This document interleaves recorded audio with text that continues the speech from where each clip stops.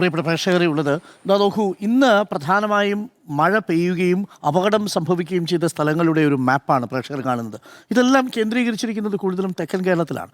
തെക്കൻ കേരളത്തിൽ 3 പ്രധാനപ്പെട്ട ജില്ലകൾ, അതിലൊന്ന് ഇടുക്കി, കോട്ടയം, പത്തനംതിട്ട. ഈ 3 ജില്ലകളിലാണ് ഈ ദുരിതപ്പെയ്ത്തിൻ്റെ ഏറ്റവും ബുദ്ധിമുട്ടുകൾ നമ്മൾ ഇന്ന് അനുഭവിച്ചത്. ആ ദൃശ്യങ്ങളാണ് പ്രേക്ഷകർ കാണുന്നത്. എന്തുകൊണ്ടാണ് തെക്കൻ കേരളത്തിൽ മഴ ഇങ്ങനെ കൂടുന്നത്?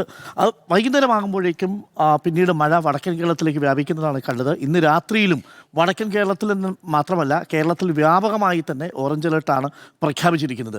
ഈ ഓരോ സ്ഥലങ്ങൾ നമ്മൾ നോക്കി വന്നാൽ, കോന്നിയിൽ അരുവാപ്പുല്ലം, നെല്ലിക്കാമ്പാറ ഉരുൾപൊട്ടി ആണ് വലിയ ആദ്യത്തെ പ്രശ്നമുണ്ടാകുന്നത്.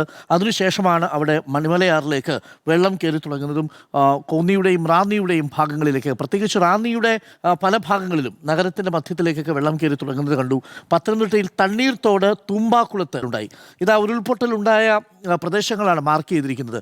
സാധാരണ രീതിയിൽ മലയോര മേഖലയിലാണ് ഇത് കൂടുതൽ ഉണ്ടാവുന്നതെങ്കിലും ഇക്കുറി അത് ഉണ്ടായിരിക്കുന്നത് കോട്ടയം, പത്തനംതിട്ട, ഇടുക്കി ഈ 3 ജില്ലകളിലാണ്. അതിൽ ഏറ്റവും കൂടുതൽ കോട്ടയത്തും പത്തനംതിട്ടയിലും നമ്മൾ വെള്ളം പെട്ടെന്ന് നിറയുന്നത് കണ്ടു. ഒരു മിന്നൽ പ്രളയത്തിന് സമാനമായ സാഹചര്യമാണ് ഇവിടെയൊക്കെ ഉണ്ടായിരുന്നത്. പിന്നീട് മണ്ണിടിച്ചിലുണ്ടായത് പൂഞ്ഞാറിൽ പയ്യാനിത്തോട്ടത്താണ്. അവിടെയാണ് 2 പേർ, ഒരു അമ്മയും മകനും മരിച്ചത്. നേരത്തെ അഖിൽ വിശേഷ് പറഞ്ഞ ആ സംഭവം നടന്നത് അവിടെയാണ്. മറ്റൊരു പ്രധാനപ്പെട്ട സ്ഥലം മുണ്ടക്കയം കൊടുങ്ങയിലാണ്. അവിടെയും ഒരു ചെറിയ ഉരുൾപൊട്ടലുണ്ടായി എന്നുള്ളതാണ്. ഇതൊക്കെ ഓർമ്മിക്കണം. കഴിഞ്ഞ ദിവസങ്ങളിൽ കാര്യമായ മഴ പെയ്യാതിരുന്ന പ്രദേശങ്ങളാണ്.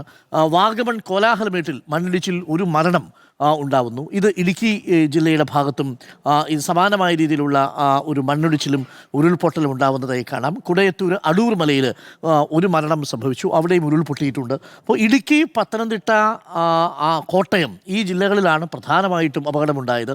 കോട്ടയത്ത് മംഗലഗിരിയിൽ 30 ഏക്കറിൽ ഒരു ഉരുൾപൊട്ടലുണ്ടായി. ഈ ഉരുൾപൊട്ടലൊന്നും വലിയ ഉരുൾപൊട്ടലുകളല്ല, ചെറിയ ചെറിയ ഉരുൾപൊട്ടലുകളാണ്. പക്ഷേ അതുണ്ടാക്കുന്ന ആഘാതം, അതുമായിട്ട് ഇപ്പോൾ കോട്ടയത്ത് വാകത്താനത്ത് ഒരു വെള്ളക്കെട്ടിൽ വീണ ഒരു കുട്ടി മരിക്കുന്ന ഒരു വാർത്തയും നമ്മൾ റിപ്പോർട്ട് ചെയ്തു. അപ്പോൾ ഏറ്റവും കൂടുതൽ മരണങ്ങൾ നടന്നിരിക്കുന്നതും ഈ പറയുന്ന ജില്ലകളിലാണ്, തെക്കൻ ജില്ലകൾ കേന്ദ്രീകരിച്ചാണ്.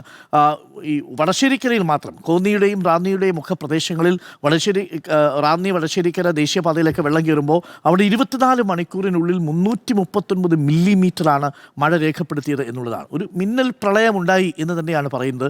ഈ മിന്നൽ പ്രളയം ഉണ്ടാകുമ്പോൾ ആ വെള്ളത്തിന് സുഗമമായി ഒഴുകിപ്പോകാനുള്ളൊരു സംവിധാനം ഉണ്ടാകുന്നില്ല. അതോടൊപ്പം തന്നെ ചെറിയ ചെറിയ ഉരുൾപൊട്ടലുകൾ, മിന്നൽ പ്രളയവും ചെറിയ ചെറിയ ഉരുൾപൊട്ടലുമാണ് ഇക്കുറി ഇന്നത്തെ ദിവസം നമ്മൾ കണ്ടത്. കഴിഞ്ഞ തവണ അങ്ങനെ ആയിരുന്നില്ല. കഴിഞ്ഞ തവണ ഡാമുകളിൽ വെള്ളം നിറയുണ്ടായിരുന്നു. ഉദാഹരണത്തിന് കഴിഞ്ഞ ഓഗസ്റ്റ് മാസം നമ്മുടെ ഡാമിൽ മുല്ലപ്പെരിയാറിൽ മാത്രം 75% നീരുണ്ടായിരുന്നു, വെള്ളമുണ്ടായിരുന്നു.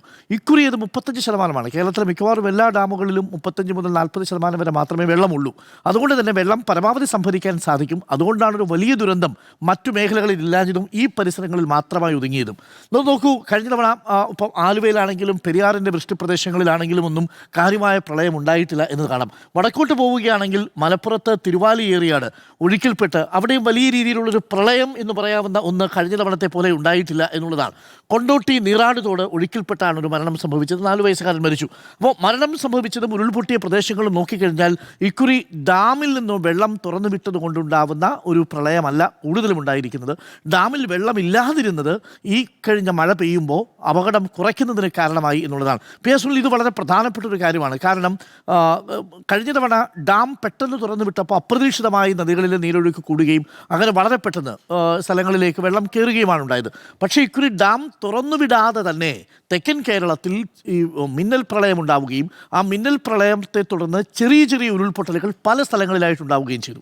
അതാണ് കഴിഞ്ഞ തവണത്തെയും ഇത്തവണത്തെയും തമ്മിലുള്ള വ്യത്യാസം. അതുകൊണ്ടൊരു കഴിഞ്ഞ തവണത്തിന് നമുക്ക് താരതമ്യപ്പെടുത്താൻ കഴിയില്ലെങ്കിൽ പോലും അങ്ങനൊരു സംഭവമുണ്ട്. പക്ഷേ ഇന്നും നാളെയും ഒക്കെ ആയിട്ട് മഴ ഇതേപോലെ തുടർന്ന് നിൽക്കുകയാണെങ്കിൽ കുറച്ച് ആശങ്കപ്പെടുത്തുന്ന സാഹചര്യമുണ്ട് എന്നാണ് കാലാവസ്ഥാ നിരീക്ഷണ കേന്ദ്രം പറയുന്നത്. ഒരുപക്ഷെ നാളെ ഓറഞ്ച് അലർട്ട് പ്രഖ്യാപിച്ചിരിക്കുന്ന സാഹചര്യത്തിൽ ആ കൺസേൺ വളരെ വാലിഡ് ആയ ഒരു കൺസേൺ ആണ്.